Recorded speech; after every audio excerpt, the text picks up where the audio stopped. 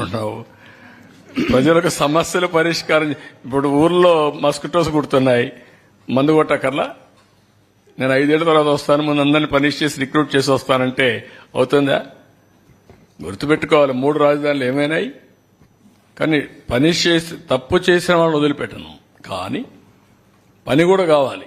2 balance ఉండాలి.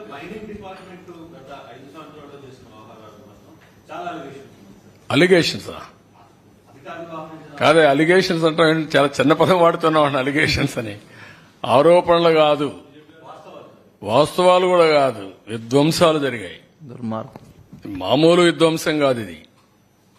దాన్ని క్షమించడాన్ని నేరం చేశారు. ఎవరతను? ఎక్కడి నుంచో వచ్చాడు, ఊడిపడ్డాడు. ఇక్కడుండే ఆఫీసర్ కూడా పెట్టల హెడ్ని. దోపిడీకి యథేచ్ఛగా చేయడానికి అన్ని డిపార్ట్మెంట్లో మీరు చూస్తే క్రమ పద్ధతిలో టీటీడీ ఎక్కడ ఆఫీసర్ అతను, ఎక్కడ డిఫెన్స్ లో పనిచేశాడంట, లేకపోతే బ్రివరీస్ కార్పొరేషన్, లేకపోతే మైనింగ్ కార్పొరేషన్, లేకపోతే ఇంకొక పక్కన ఫైబర్, చాలా అన్ని ఆల్మోస్ట్ ఆల్ రెవెన్యూ డబ్బులు వచ్చే డిపార్ట్మెంట్స్ అన్ని కూడా మీరు చూస్తే బయట నుంచి తీసుకొచ్చి పెట్టారు. దోపిడీకి కోసమే తీసుకొచ్చి పెట్టి దోపిడీ చేశారు తప్ప ఇంకోటి కాదు. అలాంటి వాళ్లే పెట్టారు అక్కడ. మైక్ మైక్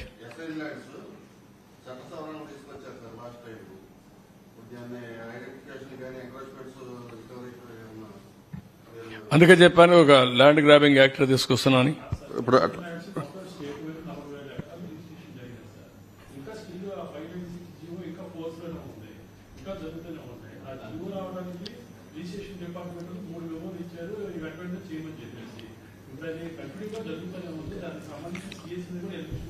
అంటే మీరు ఇప్పుడు మీకు చూశారు కదా, ముచ్చట పేరు పెట్టారు కదా, ఏమని? పేదవాళ్లకు మేము భూమి ఇస్తే వీళ్ళు అడ్డుపడుతున్నారు, పేదవాళ్లకు భూమి ఇచ్చేసి ఫ్రీ హోల్డ్ ఇస్తున్నామని చెప్పి వీళ్ళు కొట్టేశారు. జరిగింది వాస్తవం అది. కానీ పేరు మాత్రం పేదవాళ్లకు మేము భూమి ఇచ్చామనేది. ఇటీవల కాలంలో మీరు చూస్తున్నారు, నేను మాట్లాడుతా ఉంటే ఆ సబ్జెక్టు మాట్లాడరు, మిగిలినన్నీ మాట్లాడుతున్నారు. నేను ఒకటే అడుగుతున్నా, నేను మాట్లాడేదంతా కూడా సాక్ష్యాధారాలతో సహా ఉన్నా. మీరు బెదిరిస్తే భయపడేదానికి సిద్ధంగా లేము, లేకుంటే కన్ఫ్యూజ్ చేయడానికి ప్రయత్నం చేస్తే కన్ఫ్యూజ్ కావడానికి సిద్ధంగా లేము. నేరాన్ని నేరంగానే చూస్తాం, నేరస్తులను నేరస్తులుగానే చూస్తాం, తప్పు చేసిన వాడిని పనిష్ చేస్తాం. అదే సమయంలో రాజకీయ వివక్షత ఉండదు.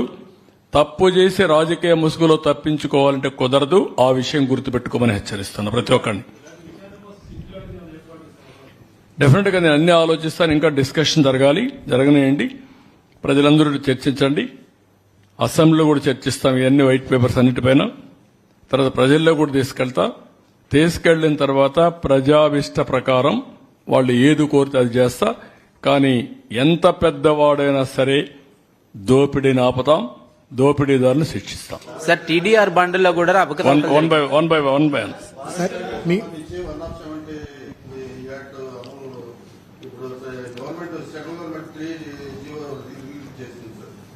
దాన్ని గిరిజనేతలకి అప్పగించవచ్చు అని చెప్పి ఆ పేరు మీద తీసుకుంటున్నాడు.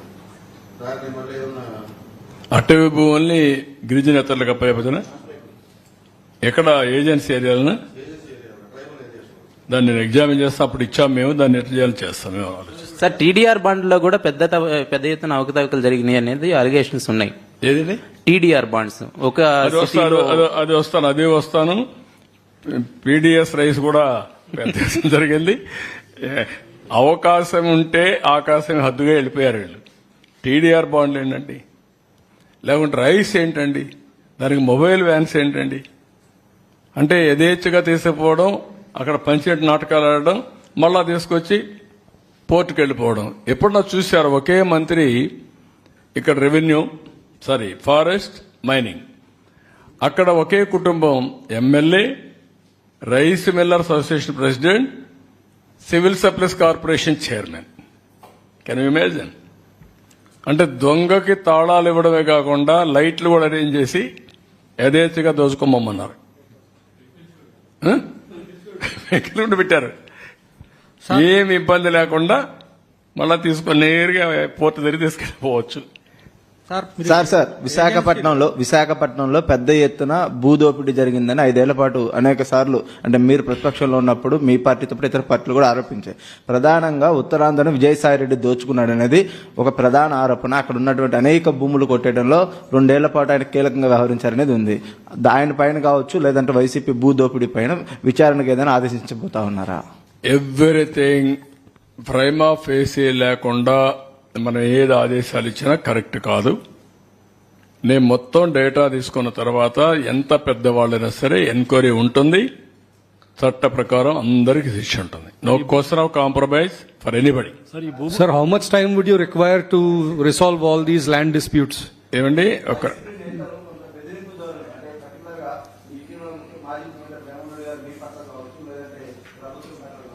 కొంత బెదిరింపు ధోరణిలో మాట్లాడుతూ ఉన్నారు. పదే పదే. నేనేమంటానంటే అందుకే చెప్పాను, బెదిరిస్తున్నారు లేకుంటే బ్లాక్ మెయిల్ చేస్తున్నారు అంటే భయపడితే అది పాలన కాదు. వాళ్ళు ఏదో నన్ను తిట్టారు అంటే నేను పరిగెత్తా పోయి ఏదో చేశాను కూడా కరెక్ట్ కాదు. నేను ఒకటే చెప్తున్నా, ఎవరు ఎంత గొప్పవాడైనా సరే తప్పు చేసిన వాడిని వదిలిపెట్టాం. ఇందులో రాజకీయంగా ఏదో వాళ్ళ మీద కక్ష తెచ్చుకునే ఉద్దేశం ప్రభుత్వానికి లేదు. మేము ప్రజల ఆస్తులకి ప్రజల మానభంగాలకి రక్షకులుగా ఉంటాం, ఫర్మ్గా ఉంటాం, డిటర్మెంట్ గా ఉంటాం. ఏదో గట్టిగా అరిస్తే తప్పించుకోవాలనుకుంటే మాత్రం అది తప్పించుకోవడానికి వీలు కాదు. ఆ విషయం మీరు కూడా గుర్తుపెట్టుకోండి. సార్, ఏజెన్సీలో మామూలుగా లేటరైట్ టు బ్యాక్ సైట్ కి సంబంధించి గతంలో దోపిడీ జరిగిందనే విమర్శలు కూడా ఉన్నాయి. దానికి సంబంధించి ఏమైనా మీరు ఏమైనా పాలసీ తీసుకుంటారా? అంటే ఇప్పుడు ఏమైనా ప్రస్తావన చేసింది అందులో కనపడలేదు. అందుకని అన్ని కూడా వీళ్ళు ఎగ్జామిన్. మాకు దోపిడీ జరిగింది ఒక యాంగిల్, దాన్ని పరిరక్షించడం రెండో యాంగిల్.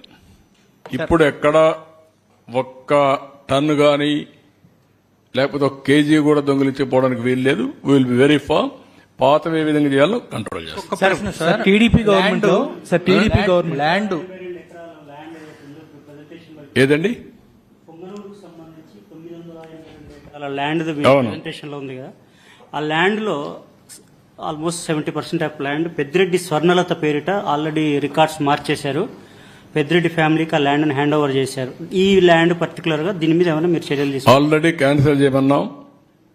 ఏదైతే ఆర్డర్ ఇచ్చారో అవన్నీ క్యాన్సిల్ చేయమన్నాం. ఎంక్వైరీ చేస్తున్నాం. Will take very firm action. No question of leaving anybody.